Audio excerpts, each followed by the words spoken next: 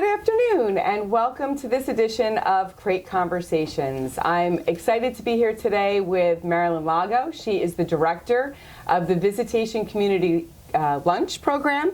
And to be honest with you, as with other Crate Conversations that I've had with other people, this is the first time after becoming mayor that I actually knew that this program existed. So once I heard about it, I was really excited to bring it out to the community so that you also could learn about it as well. So welcome today. Thank you very much. And I'm really excited to hear about this program. So I guess first we start with, how did we get started, and when did this get started? Well, I'm very excited to be here, and thank you so much for having me on.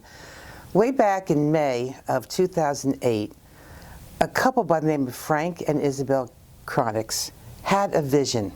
So the first thing they did was they put a note in the bulletin asking for volunteers if they would like to work at a soup kitchen. Well, the response was overwhelming, and thus started the Visitation Community Lunch. So since 2008. It is 15 years. That's a long time. What is so funny about this whole thing is that the first time we opened, we had 8 guests. Oh my gosh. And then before COVID, we had 125. Oh, wow. But now after COVID, the numbers had gone down. Okay. So we're trying to bring it back up. Okay, so you have the capacity to feed over 100 people. Absolutely. Okay, great. Yeah. So when do we host these? When do these happen? Okay, so right now it's going to be the third Thursday of every month in our parish hall. Okay. So there's 2 components to the program. One is the floor, where the people come in and they get greeted and they get seated, and there is an elevator if you need it. Okay. And then those people on the floor will serve, will set the table, will get drinks for people, and clean up. Okay. The second phase is the kitchen. That's my forte. That's what I like. But in the kitchen, we have the preppers who prep all the food. We have a major cook, and then he has people to help him, and we form a line. So we put all the people on the line, and they dish out the food, and at the end, you know, we put it through a pass-through, and out it goes to the guests. And those people will do the dishwashing and the cleanup of the kitchen, take the garbage out. It's got to look the same way when we walked in as when we leave. Same or better, right? Absolutely. Yeah. So how do those volunteers get involved? So, for instance, if I wanted to volunteer to do one of those jobs, how would I get involved? Okay, well, we have a bulletin that comes out every week at church. It is in the bulletin. Okay. I try to get an announcement to all the adult communities in town, word of mouth. So it is spreading. And then people bring their friends. And sometimes, you know, people see me at church. Oh, listen, do you need any more volunteers? Absolutely, all the time. Because believe it or not, there is a turnover. People move. Right. Okay, people go live with their kids and they're out of the area. So yeah, we always need people. Oh, great. Okay. So, and it can, you know, if we have students that are in the high school that want to volunteer or anything like that, or are you holding it strictly to adults? That's a touchy situation because usually you have to be 18 or over. Oh, okay. Good to know. Yeah. Oh, that's good to know. We have a student advisory, and I'm sure they would ask once they watch this, so I want to make sure I give them the right answer. All right. All right, no, that's good to know. Okay.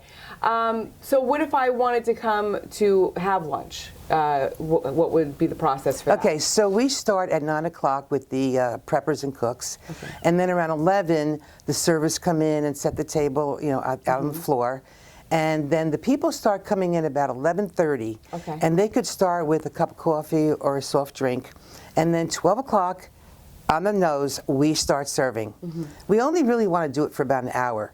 So by 1 o'clock, it should be done, should be finished. But we're not going to turn anybody away. Of course. All right, so it's usually 1 hour, 12 to 1. Okay, and do you see the same people coming each week, or does it, that you hold it, or does it kind of vary depending on the week and time of year? It does vary. We have our normal people that come all the time. We call them the regulars. They have met others. So one thing we really pride on is the friendship that they've met, people. Also, our philosophy is serve the public, improve the program, and feed the soul. And so people have brought others, their neighbors, their relatives. We don't turn anybody away. If there's a family of 10 that want to come in and eat, fine. If we have parishioners, fine. If they have guests for the summer, bring them too. You don't have to be part of the parish. You don't have to be part of the community. So it is open to all. It's open to all. I love that. And I love the idea that this is one of the sort of guiding principles that I've been trying to have as mayor this go around, is that the idea of sitting down and breaking bread with other people that you may not have otherwise had contact with is really huge for building community. Even if they're not someone that you would see on a regular basis, the idea that you're willing to sit down and have a conversation with someone that you don't necessarily know is really nice. Well, the founders wanted to just do that, bring the community together with friendship, faith, and food. And they have. Unfortunately, they are gone now, so I am sort of like running the show. But I do find people coming up to me all the time and asking, can I help, can I help? Yes, of course, fine. But I do have to say that there are several people in town, and businesses especially, that have helped us tremendously. Like, I have to say, Boardwalk Hot Dogs and Cafe, that's not in existence anymore, would give us bread from Staten Island. Oh, wow. So it was fantastic. Right. And Mulberry Street Italian Specialty Cafe, Center, I'm sorry, would give us stuffed bread. And really, they would order anything I need. Oh, that's so So nice. that really helps. And then we also do shopping at Stop and Shop. And we have contacted, or I should say, Spanish Potato contacted me. Ooh, yeah. And so he has made various things for us that we served. Oh, that's really So nice. our meal is a hot 4-course meal. Wow. It starts with an appetizer, and then a salad, and then an entree with meat, potatoes, and veggie, and then dessert. That's really So Spanish fantastic. Potato, he made us a dessert one time, which was an orange roll with sauce. Very, very nice. I love citrus stuff, so now I feel like I have to go check this out. And then he made us soup, a whole huge container of minestrone soup for one of our lunches. But we have had the brownie troupe from Midstreams, I believe it is, number 1267, make brownies at Joe Leone's Catering Center and bring it over to us at the community lunch. What a way to have people help us, right? So I really love the idea that it's not just people sitting down and breaking bread together, but it's the whole community coming together to be able to serve those that come as well. That's fantastic. I love that local businesses are getting involved, and that our brownies and other probably organizations, student-run organizations, have been able to volunteer. Also, I have to say that Atlanta Bread has been very generous to us.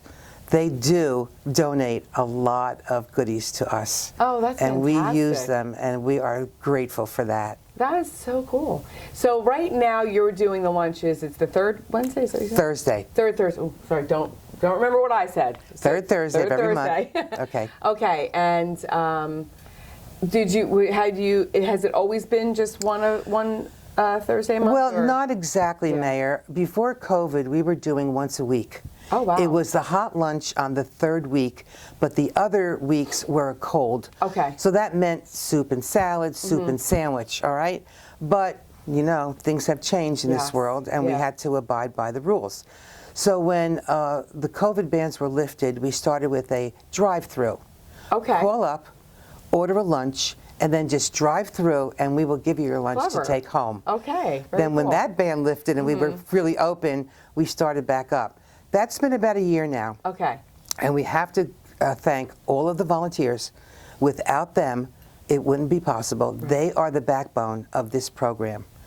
And the CDBG grant, Community Development Grant, I always apply to that. Yes. Our parishioners are also very generous. And we have a little donation can out all the time. Oh, that's so funny. We are doing well. I'm very excited about this. So your next luncheon is what's July 20. Okay. 12 o'clock noon. Okay. At the Parish Hall. Yes. Visitation Church on Man Logan Road. I am very excited because I'm going to be there. So if you want to come be served by the mayor or have lunch with the mayor, please stop by.